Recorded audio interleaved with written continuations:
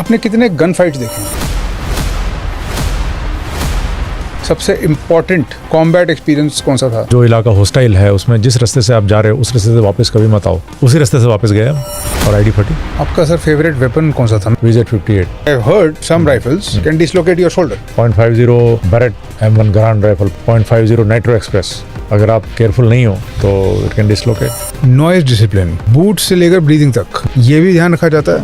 उसने अपनी पोजीशन जाहिर कर दी और थोड़ी देर में मैं सिर में लिया उसको। क्या ऐसा हुआ है कि आपको एक्सट्रैक्ट करना पड़ा हो in gun fire and you are being chased? No one chased us, people ran. Scout कैसे काम करता है? वहां से लोग निकलने शुरू हुए, मतलब पूरी की पूरी पार्टी थी उनकी। Later on we had an encounter. Incident हम सुनते हैं सर, ऑपरेशन RTG, क्या मैं जान सकता हूँ आप? उससे ठाकुर बंधा हुआ था, इधर वाले से गौतम राजवंशी बंधा हुआ था कि अंतिम दम तक वो यही सोच रहा था कि मैं भी निकलूंगा, और जबकि उसकी टांगे वांगे टूटी हुई थी।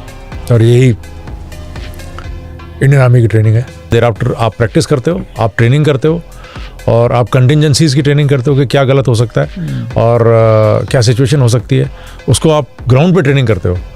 फिर सभी कंटिजेंसीज की ट्रेनिंग करने के बाद जब आप उतरते हो मैदान जंग में, तो आप वेल ट्रेंड हो, आप कॉन्फिडेंट हो, तो फिर चीज़ स्मूथ हो जाती है। आपने बताया सर कि इस ऑपरेशन से पहले जब IID फटी, उसी रास्ते से वापस जाते वक्त आपने कुछ इन्फॉर्मेशन इकट्ठी करी, और मैं ऐसे ही मूव करना चाहता था from intelligence gathering, realising what is important, how कैसे पता चलता है कि ये ऑपरेशन होगा या ये ऑपरेशन करने लायक है, from intelligence gathering, informational gathering to infiltration, the operation itself, exfiltration, of course no classified information, only what you will allow. तो इन्फॉर्मेशन गैदरिंग और इंटेलिजेंस पे मैं आता हूँ सर, कैसे गैदर करी जाती है information? How do you cultivate an informant? कोई भी ऑपरेशन जब प्लान होता है तो सबसे इम्पॉर्टेंट चीज़ होती है कि आपका एम क्या है।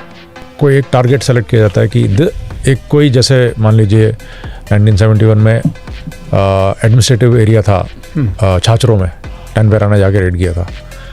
100 किलोमीटर्स इनसाइड था वो, जैसलमेर की तरफ। तो पूरी इन्फॉर्मेशन थी उस एडमिनिस्ट्रेटिव, और वो एडमिनिस्ट्रेटिव हब जो था वो पाकिस्तान आर्मी को सपोर्ट कर रहा था। तो ये डिसाइड किया कि इसको अगर हम निकाल देंगे तो सपोर्ट जो है वो एडमिनिस्ट्रेटिव सपोर्ट जो जा रहा है वहाँ से इतना क्रूशियल, वो बंद हो जाएगा। तो वो इम्पोर्टेंट चीज़ थी। अब उसको जाना कैसे है, तो सबसे वहाँ पे है क्या, तो एडमिनिस्ट्रेटिव बेस था, तो वहाँ पे दुश्मन की नफरी क्या है, उनके पास हथियार कौन कौन से हैं, उसका एक्सटेंट क्या है, उसके पास में कहाँ से। अब हम जा रहे हैं रेड करने के लिए, पूरी 1 लाख आर्मी तो जाएगी नहीं, कोई 30-40 आदमी जाएंगे।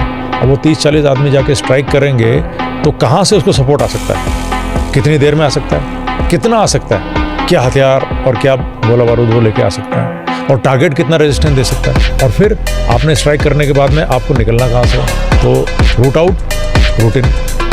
आउट इसकी रूट, जिस रूट से आप टारगेट में घुस रहे हो, और रूट इन जब हम वापस आ रहे हैं, तो वो तो पूरा एनालिसिस होता है। सबसे पहले आप टारगेट को देखते हो, उसका एक्सटेंट क्या है, उसमें नफरी क्या है, हथियार क्या है, टारगेट में कहाँ से सपोर्ट आ सकता है, उसका आप एनालिसिस करते हो। उसके बाद में जब हम रूट इन की